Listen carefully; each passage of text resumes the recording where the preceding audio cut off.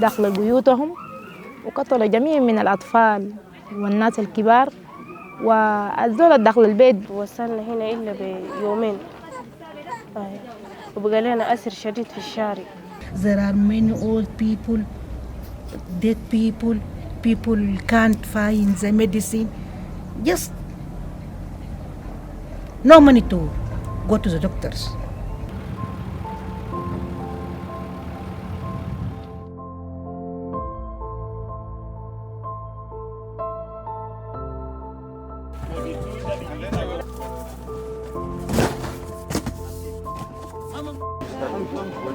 When this crisis happened in April, ALIMA, within 48 hours, we were able to activate our rapid response team to respond to this emergency in Tawila, Umda.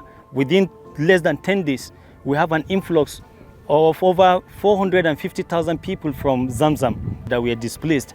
And this is something that I will live to remember. I have never seen such a massive displacement within a short period of time.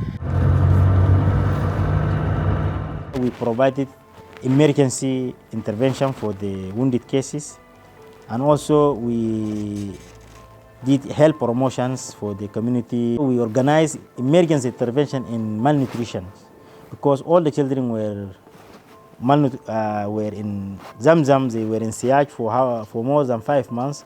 They cut all the supply and they were starved, in addition to the road suffering when they came, and they really wasted. So within 3 weeks, we did admission more than 500 children in severe malnutrition programs. We did more than 3,000 consultation per month, like average consultation per day was 250 to 300 patients per day.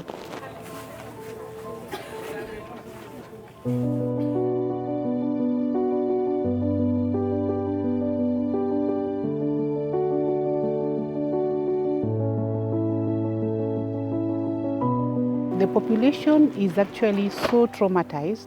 Almost every other person has a mental need because number one, we have the IDPs, we have the host community who are actually now hosting these IDPs, and we also have our staff who are taking care of these patients who are coming in from this population within Tawila.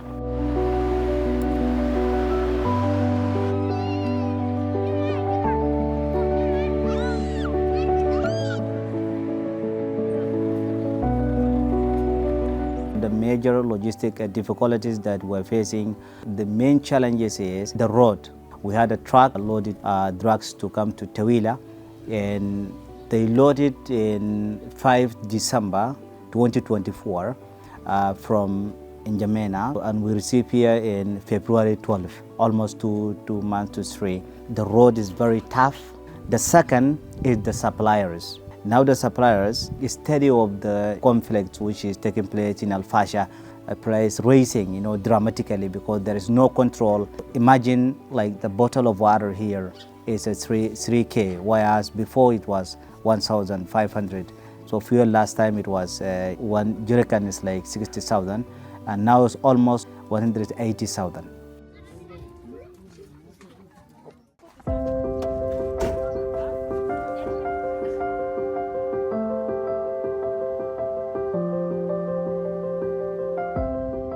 "70 to 80% of ALIMA staff currently working are people with PICs from various camps, and these people have different stories because have been displaced. This is like the 6th or 7th time. Most of them have gone out and come back, gone out and come back over time, and that gives them the resilience to stand in to work with ALIMA to provide these services for their host communities, because this is the only thing they can be able to do to give back.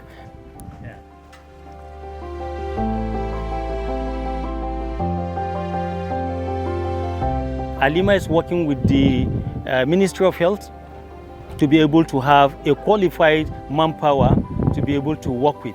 And also the people we have sourced from the MOH, ALIMA is providing for them on-the-job technical assistance with the view to be strengthening the health system. This is very important for us as ALIMA. Our trademark is to strengthen the institution, build capacities of the locals so that they can be able to take over from us whenever we exited.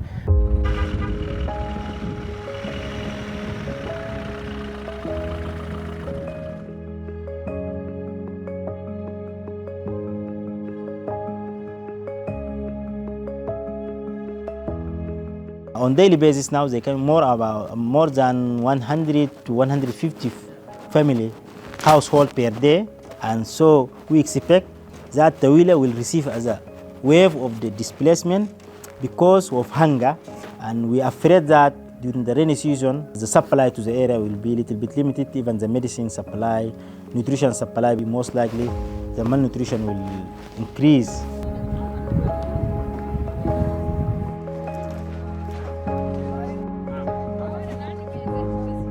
First of all, the priority for the malnutrition programs, they need to be supported well. The stock for malnutrition children need to be guaranteed for the rainy season.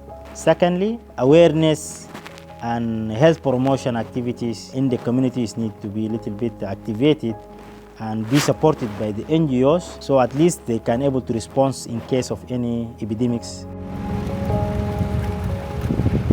As we can see, the first rain is fast approaching and they don't have even shelter, adequate shelter that they can cover. And this is a very huge crisis awaiting us, because once the rain started, these people are exposed again to danger. And we cannot take away the anticipation of a wave of pandemic of cholera.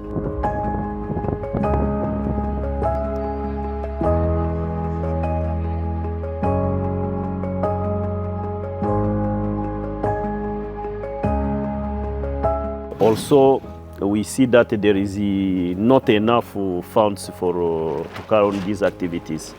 There is a need to scale up. Apart from the primary health care, there is a need for secondary health care.